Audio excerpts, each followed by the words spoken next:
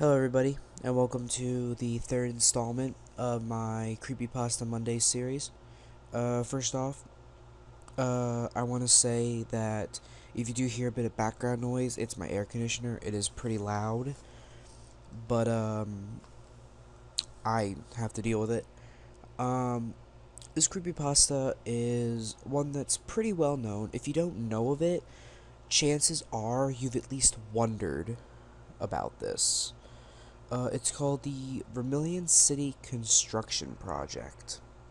And the link to the original Creepypasta article is in the description, so if you want to check that out, go ahead. Let's begin. Remember that old man on the construction site in Vermillion City?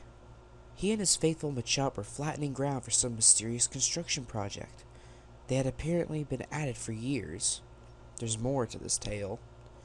The story begins in Lavender Town. The Lavender Town chapter of Pokemon Red and Blue was short, but left a profound impact on the player.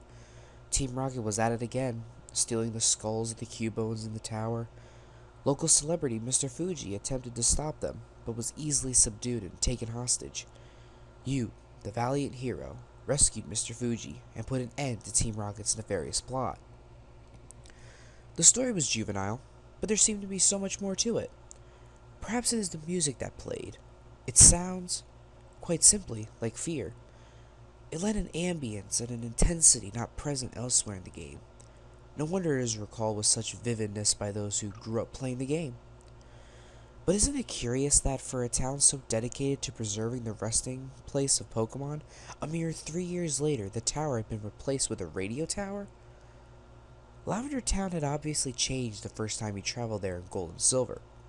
Aside from the aesthetic changes, the music was now lighthearted and whimsical, entirely different in mood than the previous generation. But beneath the cheerful arrangement of the music was the same haunting melody. Things were not as they appeared. You see, there was more to Team Rocket's involvement than you had imagined. Lavender Town during the time of Red and Blue was struggling. It was a town without a draw. It lacked a Pokemon gym or anything else to attract tourists. Fuchsia had a safari zone, Pewter had a museum, Cinnabar had a famous laboratory, etc.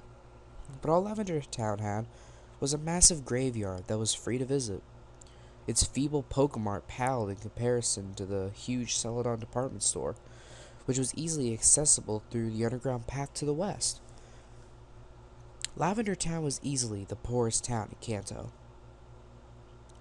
One day, a businessman approached the mayor of Lavender Town with a proposition. Radio was a fad that had taken the nearby Johto region by storm. He proposed the demolition of Pokemon Tower and construction of a radio tower in its place. It would be entirely funded by the businessman's company, built at no cost to Lavender Town. The mayor realized that this would greatly upset the residents. He also realized that this was an opportunity for prosperity. The town was desperate. He accepted, even with the condition that came with the businessman's plan.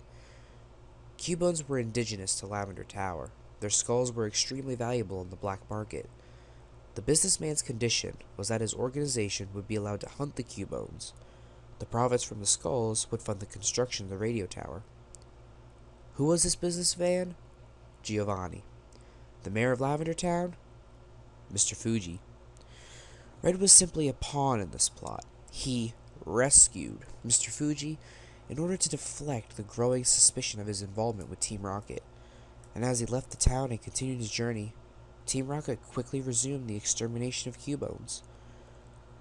The plan appears to be unconcerned with the souls of the resting Pokemon. It was anything but. Giovanni was a very superstitious man. The takeover of the Sylph Company was done so that Team Rocket would be able to mass-produce Stethoscopes, which would then be distributed to grunts involved with the Lavender Project.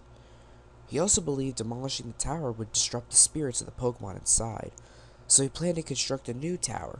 The bodies would be moved there before the demolition of the tower would take place. He knew of a place that would be perfect for this new tower, an empty hill in Vermillion. Giovanni hired a small independent construction company to build this tower, so that people would not suspect Team Rocket's involvement. The old man's company used a Pokemon labor force, Machops. The construction was problematic. It suffered through a string of increasingly bizarre disasters. The funds originally allocated to the company were lost in a bank robbery. There were inexplicable machine failures, as well as the deaths of several Machops. Months passed, and the project still stalled, making seemingly no progress. The citizens of Vermillion, who had no idea what the construction was intended for, joked that it was cursed.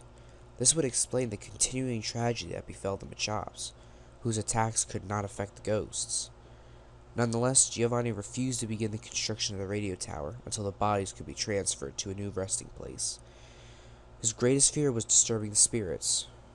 Some of his followers came to view him as a delusional. He seemed to believe that the ghosts were trying to communicate with him, that he had, in fact, disturbed the spirits already, causing their activity in Vermillion. His defeat at the hands of Red, a 10-year-old boy, validating his apprehensions that he could no longer lead an organization that expected him to carry out a plan that he now feared the consequences of. He relinquished his power and disappeared. The new leaders of Team Rocket shared few of his superstitions and apprehensions. The tower was demolished the next day. Strangely, the old man that owned the Vermillion Construction Company died the same day. The construction site upon that hill remains in Vermillion City today. It is abandoned, a flat patch of earth, barren except for a few tombstones, under which the deceased Machops lay, the only feature that resembles the planned Pokemon Tower that never was. People that visit feel an uneasiness. Some claim to hear a faint, very sad melody. Most avoid this place, but occasionally a traveler from Johto will unknowingly stumble upon it. They claim to see an old man and a Machop continuously stomping the ground flat for an important construction project. Well, how I rate this creepypasta, I give it a 2 out of 10. Mostly because there's nothing scary about it. It's more of a theory than a creepypasta. But what I like about it is it actually fits the story. It fits why the old man would be stomping there. He tells you. I remember this distinctively. In the red, blue, and yellow games, he tells you he's going to build a house there. But then, in gold, silver, and crystal, it's still not there. Why would he wait 3 years to build a house? It's seriously. So, there is room for debate there. When Giovanni... It is true that the radio tower was there. And, in gold, silver, and crystal, which is right after 3 years after Giovanni left, after you beat him in the 8th gym to get the badge. And instead of moving them to Vermillion City, they were moved just into the same town in just a different building, a smaller building. So I like this creepypasta because it does go along with the story. There are room for debates, but the number of Machops in red, blue, and yellow, it's only one Machop. There was never any more Machops. But then again, gold, silver, and crystal disproved that bit a little bit, saying that there were more Machops. But whatever. I do like this creepypasta because it, like I said, it does fit with the story. It does fit the game. So yeah, that's it for CreepyPasta Mondays number 3. If you want to see last week's creepypasta, which was CreepyPasta Monday number 2, which was Talipo, a folklore story, if you would like to go view that one, it'll be in the top left corner. If you want to go see the playlist for all my creepypastas, you can see it in the bottom right hand corner. So click those two links. Top left corner will take you to last week's creepypasta.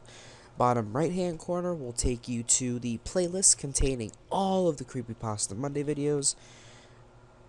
And I hope to see you in next week's creepypasta. If you want me to read a specific creepypasta, inbox it to me. Inbox me the title and a link to it Or if you just want to choose a random creepypasta, give me a letter and a number from 1 to 100, and I will go to the Creepypasta Wikia, select that letter's article, and go down that many creepypastas. So, this has been Randomness for the Windman, signing off with CreepyPasta Monday number 3, Vermillion City Construction Project.